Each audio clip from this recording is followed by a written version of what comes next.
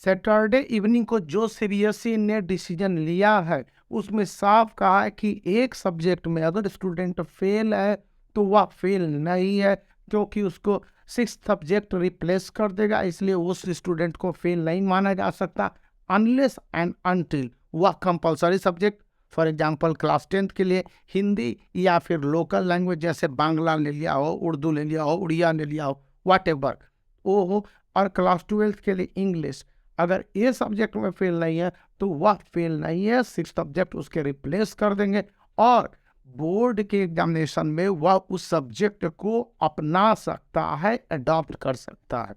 दूसरी बात यह बोली गई है कि अगर स्टूडेंट कोई 2 सब्जेक्ट में फेल है, तो उस कंडीशन में उसे एक सब्जेक्ट के दोनों सब्जेक्ट की कम पार्ट देगा, और अगर दोनों सब्जेक्ट में वो पास कर जाता है और अच्छे मार्क्स ले आता है, तो बेटर है कि उसके एक जो 6 सब्जेक्ट वाले हैं लफड़ा नहीं पड़ेगा, किसी तरह से उसे परेशानी नहीं होगी। लेकिन अगर उसने किसी एक सब्जेक्ट में पास किया, एक सब्जेक्ट में फेल रहा, तो फिर 6 सब्जेक्ट वाला सिस्टम लागू होगा, यानी कि वह फिर पास माना जाएगा एक सब्जेक्ट में और एक सब्जेक्ट 6 सब्जेक्ट को रिप्लेस कर देगा।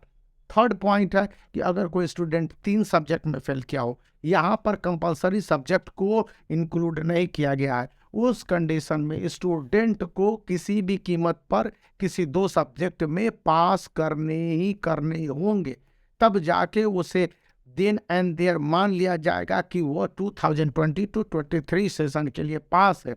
और इससे पहले उसने मार्किंग के बढ़ाने के लिए, जो बहुत सारे स्टूडेंट हैं अपने मार्क्स से अनसेटिस्फाइड है, तो उस कंडीशन में उन स्टूडेंट के लिए साफ साफ बोला गया है कि आप विदिन 4 डेज 72 से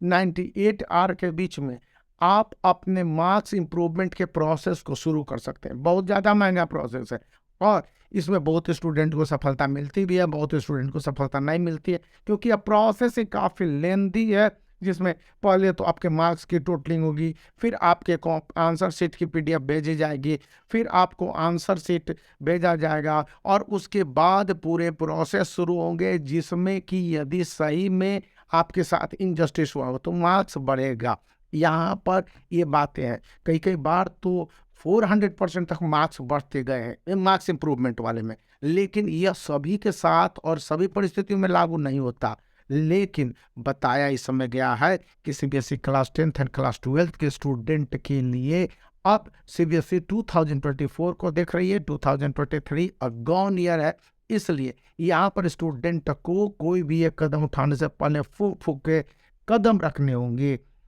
और उसके सारे रास्ते क्लियर कर लेने होंगे। पॉइंट यह है कि मार्क्स इंप्रूवमेंट में जाना चाहते हैं तो डिसीजन लीजिए और कॉन्फिडेंट रहिए तो जाइए। दूसरी बात कि कंपार्टमेंट एग्जामिनेशन देने हैं तो कंपार्टमेंट एग्जामिनेशन दीजिए, अन्यथा रीजनल बोर्ड एग्जामिनेशन होते हैं, जैसे उत्तर प्रदेश है, बिहार है, कोलकाता है, या फिर उड़ीसा बोर्ड है, या फिर पंजाब बोर्ड है, वहाँ से भी आप कर सकते हैं। सीबीएसई का एक वो बेहतर अल्टरनेटिव मान के चला गया है। तो अभी तक ये जानकारी थी काफ़ी लॉजिकल और प्रैक्टिकल जो मैंने आपके साथ शेयर की, तो आप इस वीडियो को लाइक कर सकते हैं, चैनल को शेयर कर सकते हैं और दोस्तों को सब्सक्राइब करना याद रखें, क्योंकि मैंने आपको 100% परफेक्ट जानकारी दी है जो कि आपके लिए बहुत काम की हो।